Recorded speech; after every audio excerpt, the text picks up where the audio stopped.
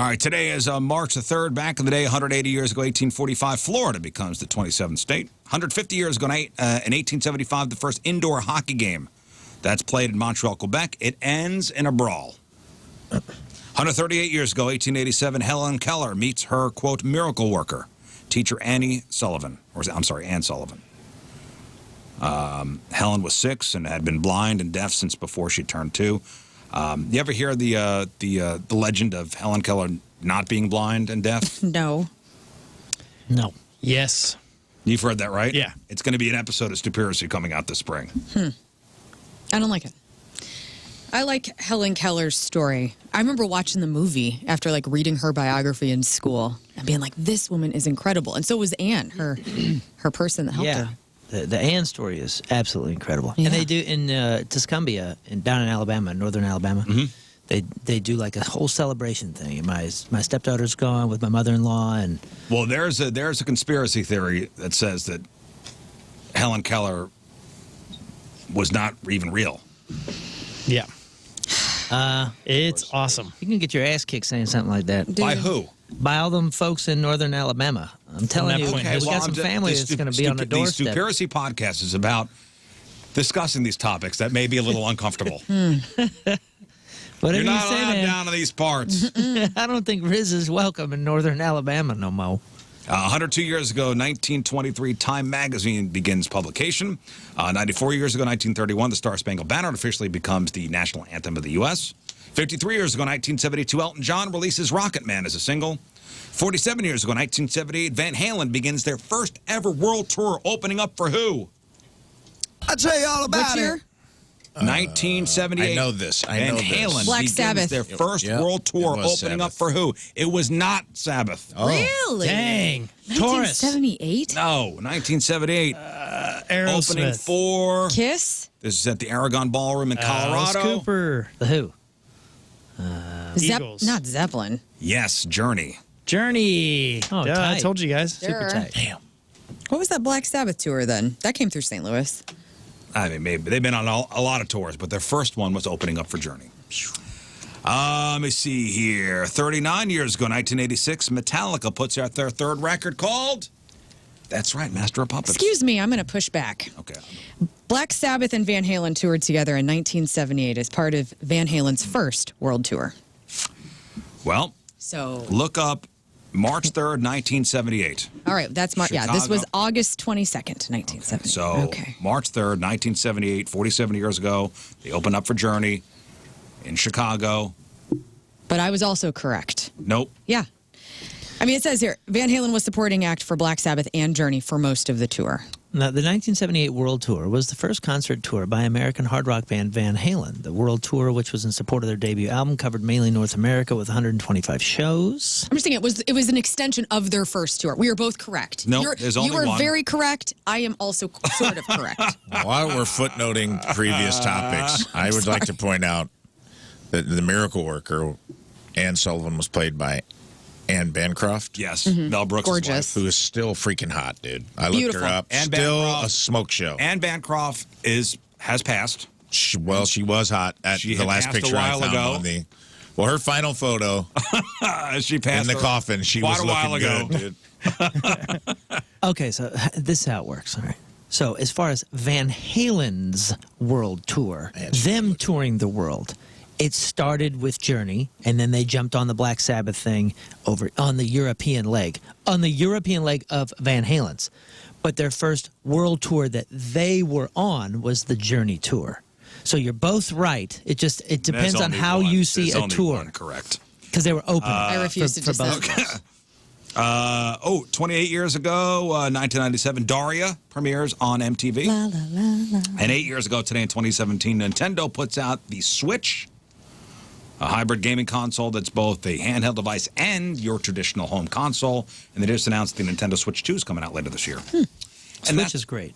It's great. Switch is great. Every time I think that Nintendo's got no place, they find a place. You ain't got no place. I hope the new one's called Switcheroo. No, it's called Switch 2 Oh.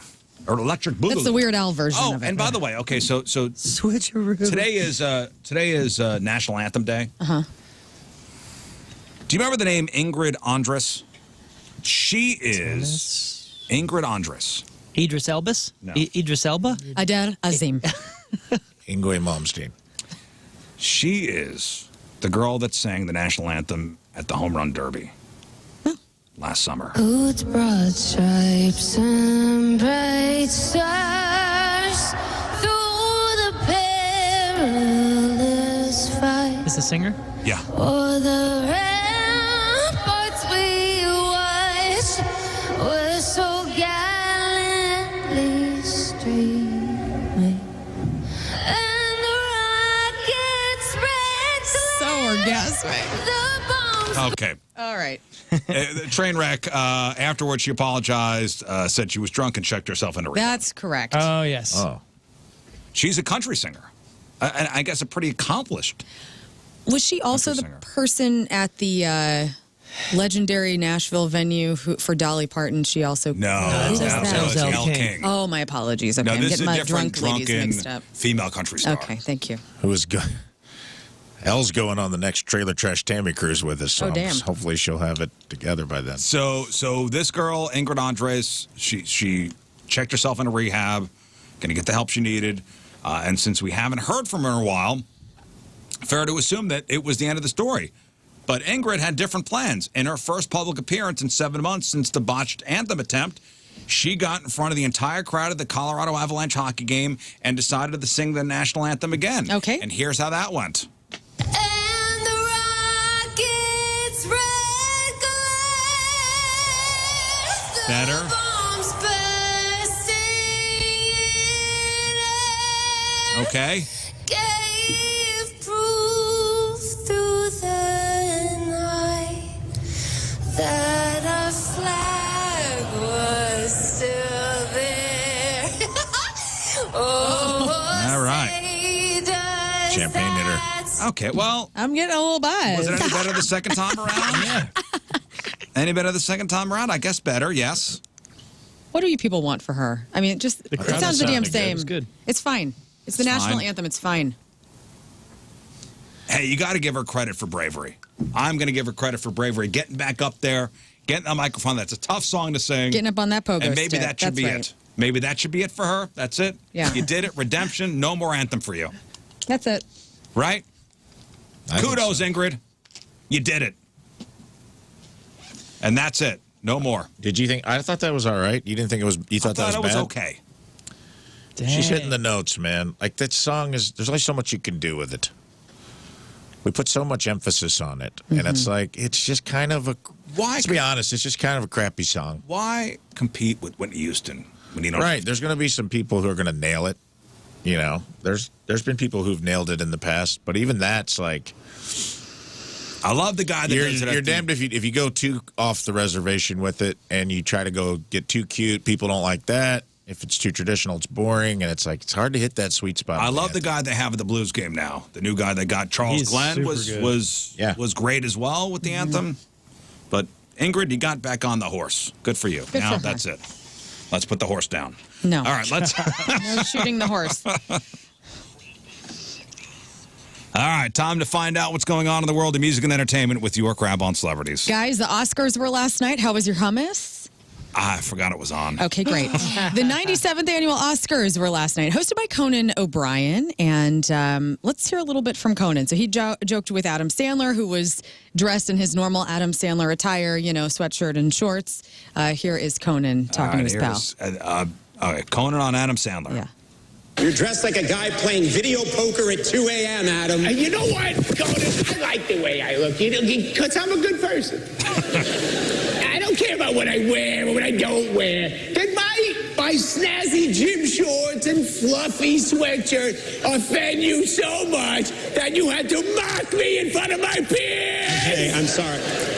Adam, I apologize. I didn't I'm mean- going. I'm getting off. I go. Yeah, I'm leaving. I have to. It's not you. No, it's not you. It's him. He's the one. You caused this. But I'm here's sorry. I'm sorry. You are all welcome to join me for a game of 5-on-5 basketball at Veteran Park tonight. Midnight tip-off, the guy from Nosferatu. Where is he? He's on my team. One more thing. Nosferatu. Shut him in!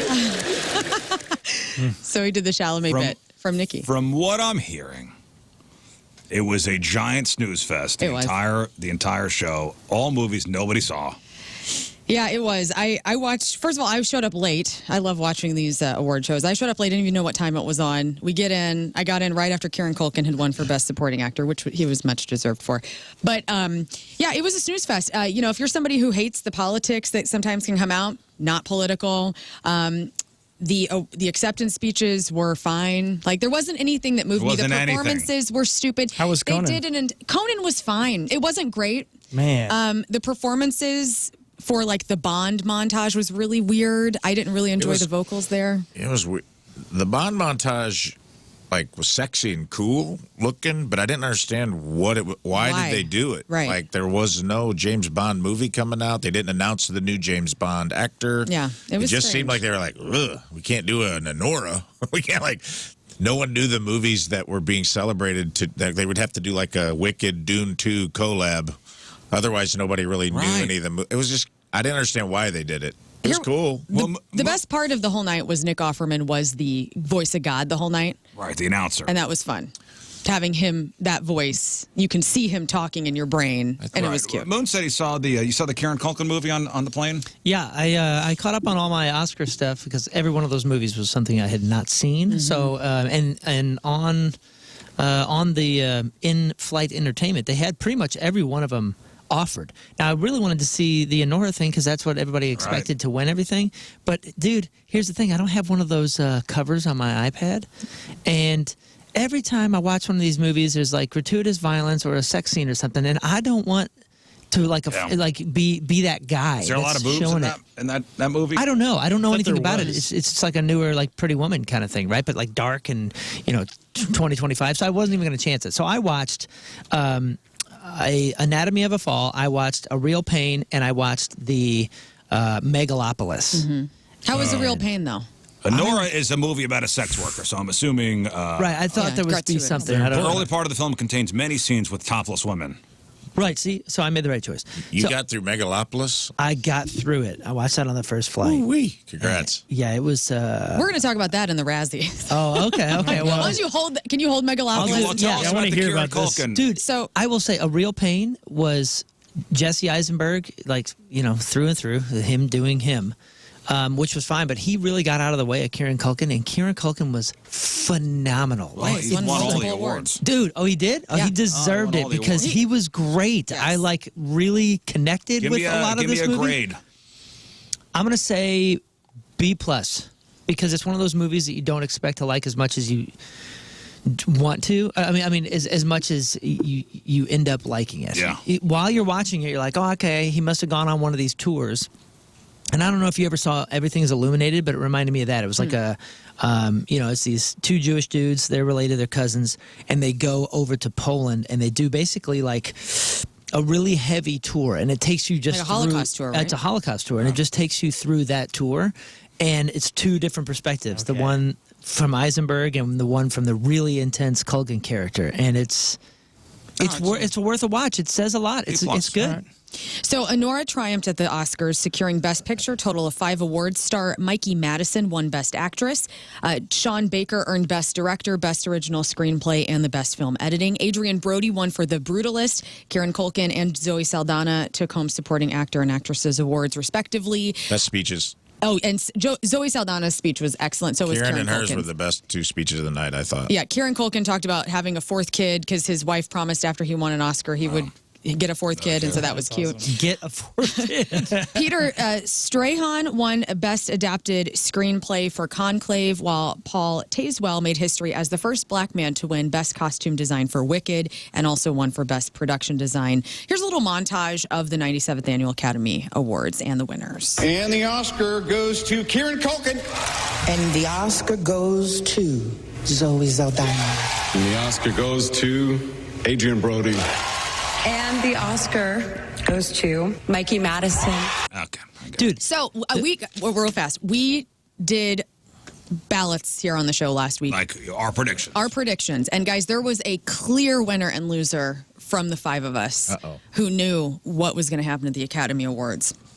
And so, ladies and gentlemen, the winner of guessing the best movies for 2025. Congratulations to Scott Daniel Rizzuto. Dude, you got 5 out of 7. Yeah.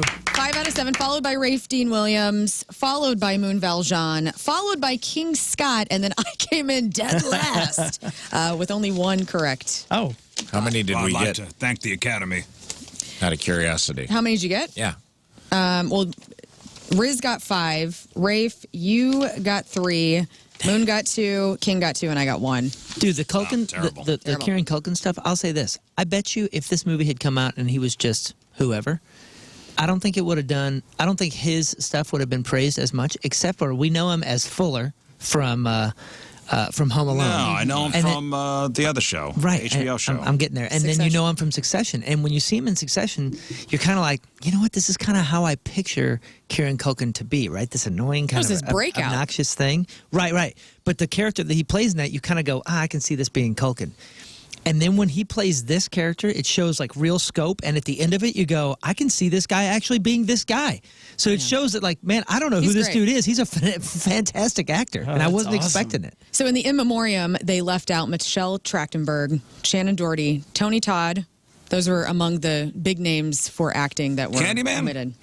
Well, So, they'll probably put Trachtenberg in next. for next year. But did they do, I guess They did. They did Gene Hackman. They did a big They thing died for the Gene same Hackman. day. Oh, they did. So that's kind of interesting. You got that Gene Hackman news? It's Update? really no news. I mean, they said it. We talked about it on Friday. Not a carbon monoxide. Well, the and fact that because his he'd pacemaker- been, his pacemaker had exploded or something 17 days before, right? Or stopped working 17 days Stopped before. working 9 days prior. So they would say that was his pacemaker stopped working 9 days prior to them finding him. So he had been dead for at least 9 days. Still, I want to know, why is the wife dead? And no carbon monoxide. Like Right. they've said no carbon monoxide. Right. Dang. And he'd been dead for at least 9 days. And did they know if anything was taken from the home? And they said, well, they said the door was open, but they didn't say anything about. Foul Which, play. you know what? They're in. They didn't say anything about anything being stolen. I was say it's a beautiful area, and they're probably a pretty private neighborhood. I bet their doors open quite a pit. Pardon my expression. Does the, pardon my ignorance. Does a pacemaker like have a app or something? Like, how do they know when it went out? I think they could tell. Probably with the mechanism, like the technology goes to a doctor, I bet, or something that Right, is that's like what I'm his saying. chart. So there's some sort of tracking thing. Yeah, it gave its last But transmission. but tell me, explain this to me. Are you saying that the pacemaker went out and that's what they assume caused the death, or did he die and of course the pacemaker is not Right. getting power Right. anymore? That's what they say. He died. Okay, so the way that you said it made it sound like his pacemaker Yeah. quit and Stopped. he killed. Exploded. Yeah, is what I mean, thought I he would said. assume, I'm sure both can be true. I think if you have a pacemaker on your heart and it stops working, you could have a heart attack or a stroke, maybe, and then, or you could have a When stroke you- and a heart attack and it could also stop the pacemaker. Yeah, when you die. So we know more, but we know no more. That's right. We know at least he'd been dead for 9 days. Dang. So the story continues. The music catalog of the late Biggie Smalls might soon be sold. The Hollywood Reporter reported that in the next few weeks, Primary Wave could be acquiring publishing rights to Biggie's music between $100 and $150 million. They're looking to purchase his masters as well as publicity rights, including name, image, voice, and other identifiable characteristics like key verses and lyrics. Here's a little montage of Notorious B.I.G. because Well, his mom just died.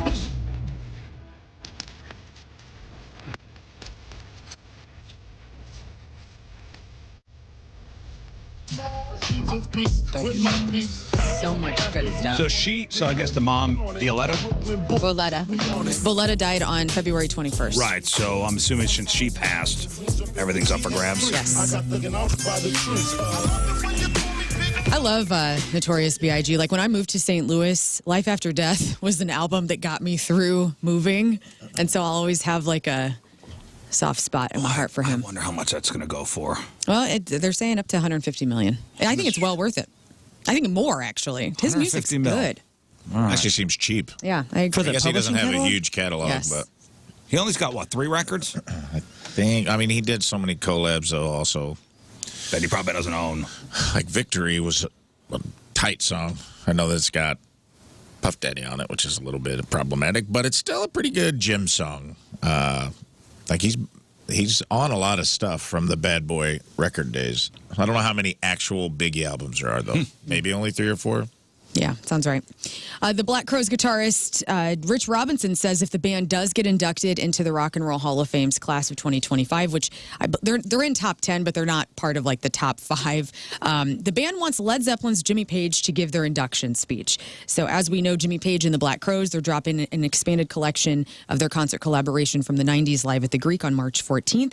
And Rich Robinson said that they've talked about it. He says, I would love for Jimmy Page to induct us. He's a longtime friend, a mentor, and such an amazing person to be inducted by, but we won't know until we know.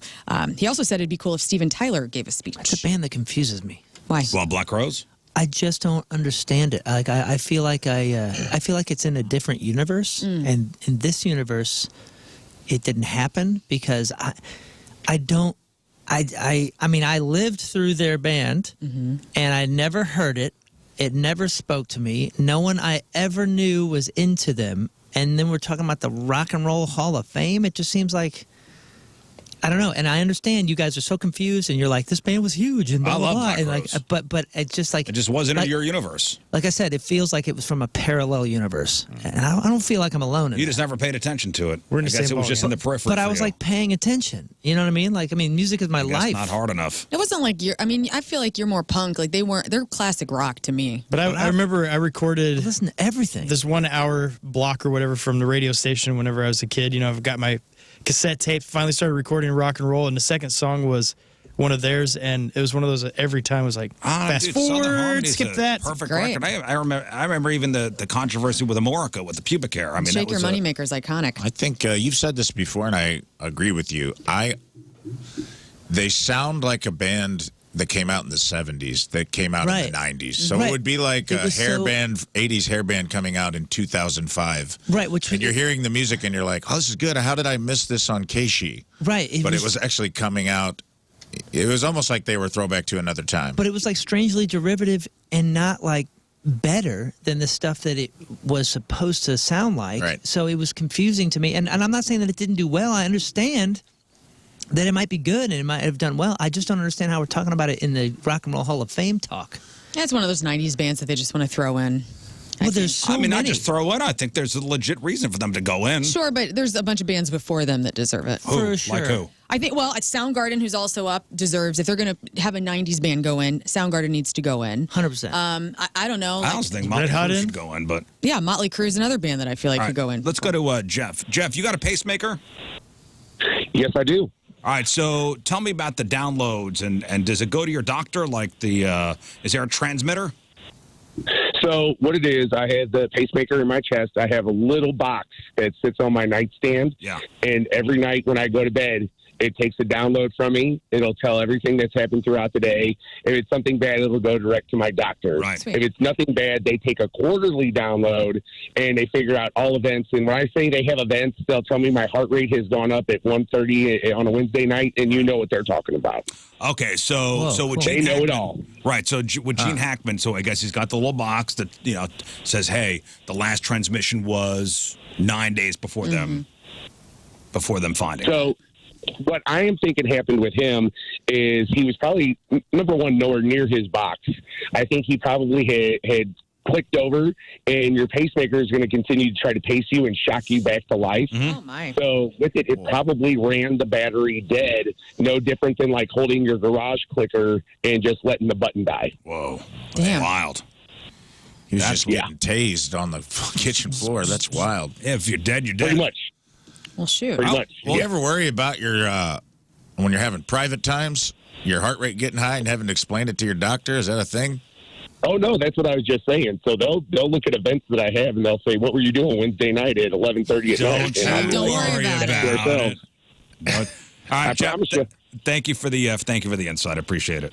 Interesting. Thank you. All right, there's Jeff. Luke Combs is the first country artist of all time to have 2 songs pass the billion stream mark on Spotify. A couple weeks ago, Luke's song When It Rains, It Pours passed the billion mark, and now his song Beautiful Crazy has eclipsed that billion as well. Some different artists in the country realm. Morgan Wallen's Last Night is number 3 on this billions list at 1.18 billion. Zach Bryan's Something in the Orange is number 2 with 1.19 billion. And the number 1 billionaire song for country is BB Rexa and Florida Georgia Line with Meant to Be at 1.4 billion downloads. A couple of deaths over the weekend in the music community. David Johansen, who was front of the New York Dolls, passed away. He was Buster 75. Poindexter. Yeah, he went on to be a crooner by the name of Buster Poindexter, and he is survived by his wife and his daughter, Leah. You know, I got to see the New York Dolls. Did you at really? Mississippi Nights. Oh, damn. Okay. Should have appreciated it, didn't. I know he was sick for a while, right? Yes. He He had a brain tumor. Odd looking dude, man. That was that was an interesting looking guy. He was the if you watch the movie Scrooged, he was the cab driver in Scrooged. Yeah. He was like Iggy Pop in a different way. Yeah, very interesting looking fella. Yeah. But R.I.P. R.I.P. to him. Also, Badfinger's Joey Molland, dead at the age of 77. His cause of death was not given, but he had been battling pneumonia. So if you love the song No Matter What, come and get it day after day. Badfinger, they were on Apple Records back in the day. Kind of punk before it was a thing, which I liked. You know what that guy looks like? When David Johansen, when he was younger, he looks like that dude that's crushing it right now with the folk music stuff that's all politics. That Noah... You know guy? who I'm talking Jesse. about? The redheaded guy? Kind of. He's always like under like a power lines or something, like out in the woods. Oh, the rich man of Richmond? No. Who is this guy? This guy, it's an amazing, like, he's got such a cool tone and Who are you delivery, talking about? and he's just sitting there playing guitar. He's crazy prolific, but he's doing well right now. You guys don't know who I'm talking about? Jesse Shoot. Wells, I believe, is his name. Jesse Wells. Hang on, Wells with the E-S, right? Correct. Yeah, this guy. You haven't seen this cat? He's been opening for Bob Dylan. He got a lot of attention on it. Kind of blew his career up on Instagram, honestly. Is that the lead singer of The Doors? That's that guy right there. This guy. He's got this kind of a similar look, right? Kind of looks like Peter Dinklage in the face. I've never heard of him. Yeah, I mean, it's all political stuff. It's not bad political, but like I'm not sure it's your bag, Scott. But either way, he's prolific, and it's Especially doing folk, like Woody Guthrie style, topical folk. Yeah, it's old school folk music done now. Cool. Okay. This will be interesting to the ladies who love Sex in the City because I found it interesting. There's a woman named Ashley Cano who often thrifts pieces and sells them on Poshmarks, and she shared her latest find on TikTok where she has found the Vera Wang dress that Carrie Bradshaw wore during her bridal-themed Vogue photo shoot for her almost wedding to Mr. Big in the movie for Sex in the City. Here's some audio of her finding this iconic, very expensive dress for a very discounted price. Okay, here we go. Vera freaking Wang. I cannot believe that I found this dress at Goodwill for $18.99. It is Vera Wang. It is the Carrie Bradshaw dress. I'm shook. I have never sold a wedding dress, so if anyone has any suggestions, I would appreciate them in the comments. She's shook. She's going to reveal, she revealed plans on using the resale funds to finance her ongoing divorce. She says, low-key been stressing over my lawyer bills for my divorce.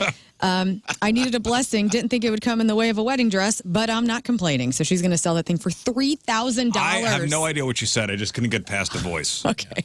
The vocal fry was Yeah. going to be in the It's a lot. What are these irreconcilable differences, sir? Could you please have her say one sentence? Kourtney Kardashian says her 15-year-old son Mason is not a father, and if we could all just stop asking. Kourtney posted this. She says, I rarely address rumors or conspiracies regarding myself or my family, but this is about one of my kids, and it feels wrong to let anybody think for a second that these lies are remotely true, and they are not. Mason does not have a child. Rumor going around that, the kid had a kid. Right. And there was actually a kid's name associated with it. I saw this last week, too, and I was like, oh, man. Like, I was like, whoa, Mason. I'm the pappy. It's not true. She says these accounts that are pretending to be him are definitely not. They're completely fake. And she's like, please stop. Leave my kids alone. And I support that. And finally, the Oscars were the best movies of the last year. And now we go to the Rousey Awards, and the results are in. Francis Ford Coppola is thrilled to accept his trophy for Worst Director for Megalopolis. He said he accepted it, quote, against the prevailing trends of contemporary movie making. He added, in this wreck of a world today where art is given scores as if we were professional wrestling, I chose to not follow the gutless rules. Let us remind ourselves that box office is only about money, and like war, stupidity, and politics has no true place in our future. Okay. So he's denying everything. Moon watched Megalopolis. What'd you think? And you seen it too, Rafe? Or you couldn't make it through? No, I could not. I've heard people hate watched it, and I put it on and turned it off. I had to finish it. It was It was a lot of cool things that you're like, oh, I see what he's going for. Ooh, miss. A swing and a miss. A swing and a miss. And the weirdest part, and I hate to say this, the weirdest part was Lawrence Fishburne's narration. That seemed so poorly done. Give me a score. Oh, gosh. Letter grade? Letter grade. Man, I mean, I appreciate the big swings. This is a big swing. There's a lot of big swings in there because it's trying to be so many things. I'm going to say, with respect, a C minus. C minus. Dang. C minus because it is. Wasn't it like the most expensive movie made in the last couple decades? He is very expensive. He put up his own money. Put up his own money, and he like intentionally cast a bunch of supposed to be his masterpiece. Canceled people. Shia LaBeouf is in it. John Voight. Giancarlo Esposito. You just said it was combining too many things, or was it just it just didn't flow well? It was trying to be really big and really statement filled, and it was kind of cool and clever in a lot of ways. It just didn't connect. There wasn't a lot of tissue that put it all together and made it attractive. Well, here's another couple of movies that made the Razzies. So, Worst Picture, Madam Web.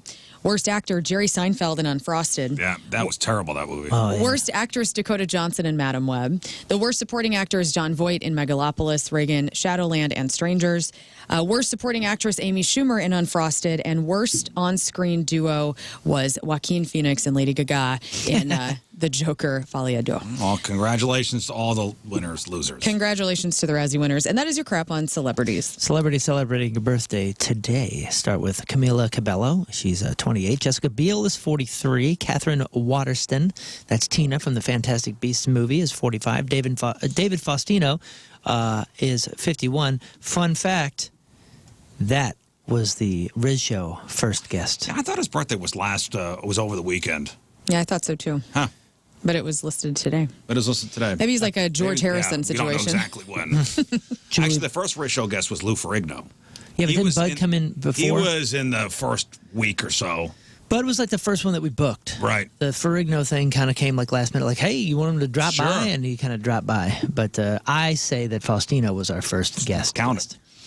Julie Bowen is 55. John Carter Cash, son of Johnny and June Carter Cash, is 55. Tone Loc, speaking of, is 59. Jackie Joyner Kersey is 63. Herschel Walker is 63. Jennifer Warnes. Now, this is the gal that sang with Bill Medley on the Dirty Dancing classic, I've Had the Time of My Life. Also sang with Joe Cocker on the song The Final Scene in An Officer and a Gentleman in 1982's Up Where We Belong. Up where we belong. Jennifer is 78 years old. It's interesting. I'm looking up Megalopolis reviews because I got 35%. And even the good critic, 45 by critics, 35. But even the good reviews by critics aren't good. It's very bizarre. It's like, I love the earnestness, sincerity, ingenuity. I can't say it's good, but I think people should see it.